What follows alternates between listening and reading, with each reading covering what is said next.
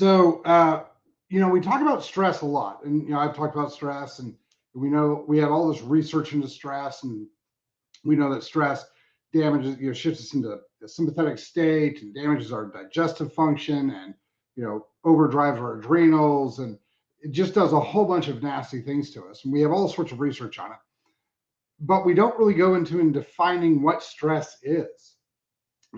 And what's funny is that we also don't really talk about the damage that our emotional function does to us. Well, we're just using the different terms. Stress is a combination of three major emotions. There's some more you can put in there, but the three major emotions are sadness, guilt, and fear. Those three emotions are what basically comprise stress. So, like, imagine if you're a salesperson and you're worried about, making your quota, or, if I don't make these sales, my kids won't eat. That's fear. That's anxiety. Anxiety is fear of the future. And so that's fear. If you're like, man, I've been working too hard, I'm not spending enough time with my kids, I'm not being a good dad, that's guilt. And if you look out at, everything that's going on and things aren't where they're supposed to be, you get sad that you haven't, become where you need to be, or done the things you feel like you need to do for yourself, your business, your family, your whatever, your purpose. That's it. That's what stress is. It's a combination of emotions that damage us physically, neurologically, biochemically, all of it. So when we start to kind of understand that, our emotional health is really, really important, because it is the stress that's killing us. That's where we start to kind of really get into the idea of we need to start making major shifts. This is why, like, we've added in all the NLP and all the psych stuff and all the mental work that we do to kind of offset the stress. So a lot of what we've done, a lot of what I've done to kind of build up the protocols that we have, are to kind of, in a holistic manner, take care of everything. And so when we start talking about, well, what do I need to do, to get my type 2 diabetes under control, or to, get my, get this malaise, or I just feel kind of meh all the time, or PTSD or whatever it is. Well, we've got to fix your gut biochemically. And so we reset it, and everything was great, and people felt awesome, but they wouldn't stay awesome. And what I finally figured out was that we're going to have to start addressing the mental aspect of health if we really ever want to get the gut and the whole body to stay where it's supposed to be, and for us to move into a place of actual wellness, of actual health.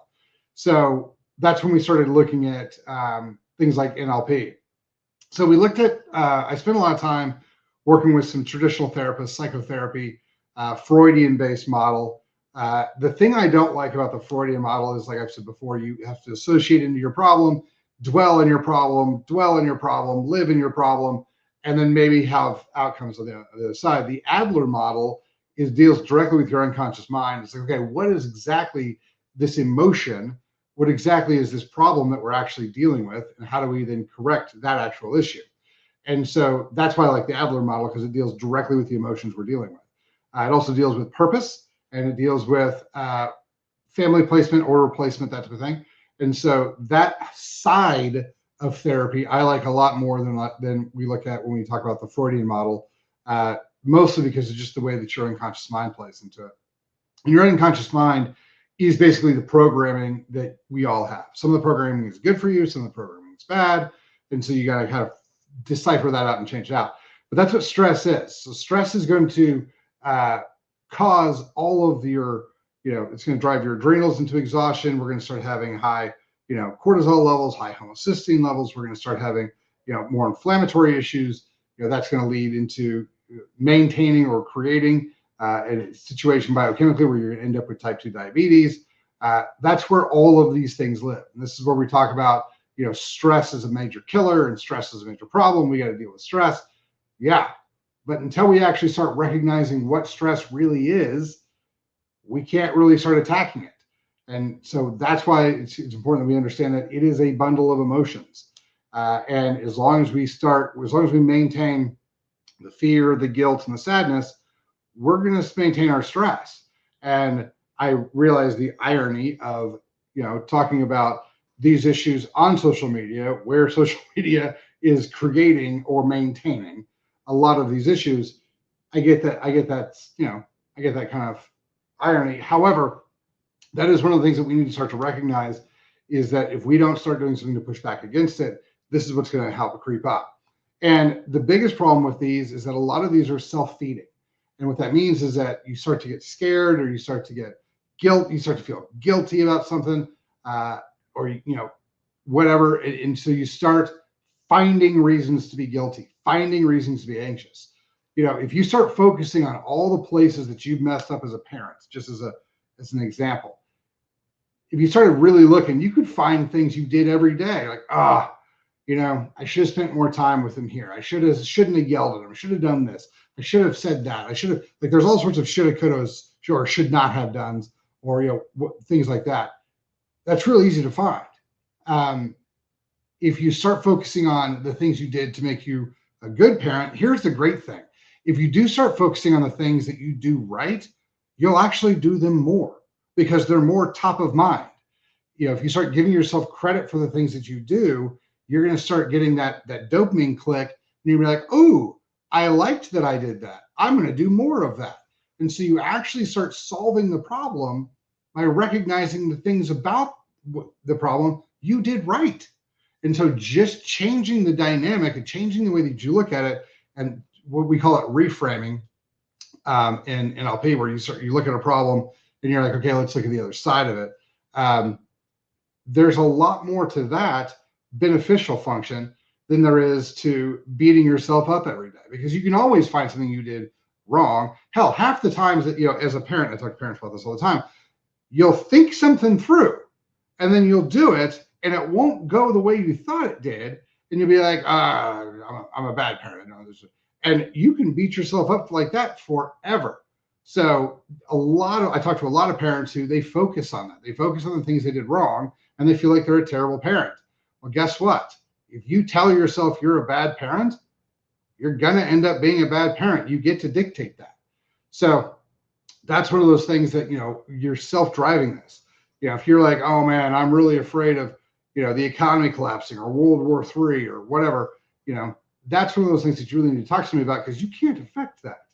And so you need to get out of it, because it is tearing you up. Holding guilt or holding fear that is either irrational or you have no control over is going to damage your health, but it's not going to benefit you or anyone around you, because you can't do anything about it.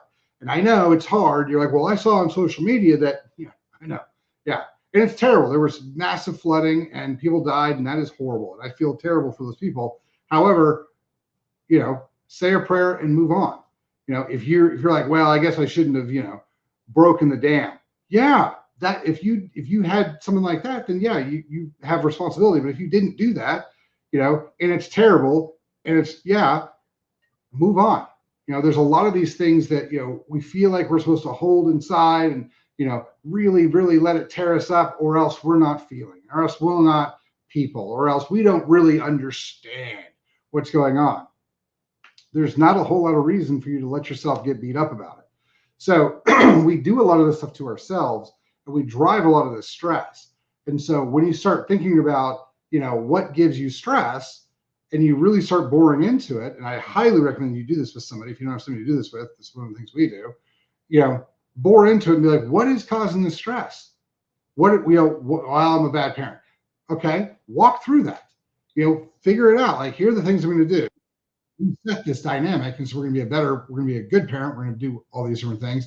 And that's really, really beneficial. So start moving into that type of a dynamic. It'll help reduce your stress. It'll radically help increase your lifespan. So it's one of those things that, if we can just start to recognize what our stresses are, and then start walking them back, the emotional triggers, the emotional stressors that we have, you're going to be a lot healthier. And so start thinking about this. Start thinking about, like, looks like I have some stress, or I feel like I have some stress, or people tell me I have stress. But start looking throughout your day, and whenever you start realizing, oh, yeah, I did have some feelings of fear, or I did have some feeling, and again, anxiety is fear of the future. So if you're worried about something that has not yet happened, that is fear of the future, that is anxiety. If you're worried about things that are happening right now that you're not dealing with, if you can't do anything about them, just notate that, and then kind of move on. And if something happens and you feel really bad about it, and there's something you can do about it, or you did your best, let that guilt go, try to learn from it, and just move on. But kind of look at those things and kind of realize maybe you do have more stress than you thought you did. And maybe now that you know where these things are coming from, now you can start making a targeted plan to do something about it and push back against them and get rid of that stress and get rid of that fear, the sadness and the guilt. So if you guys have any questions, questions at chalmerswellness.com, or we'll talk to you guys about it later. Have a fantastic day. Thanks for your time.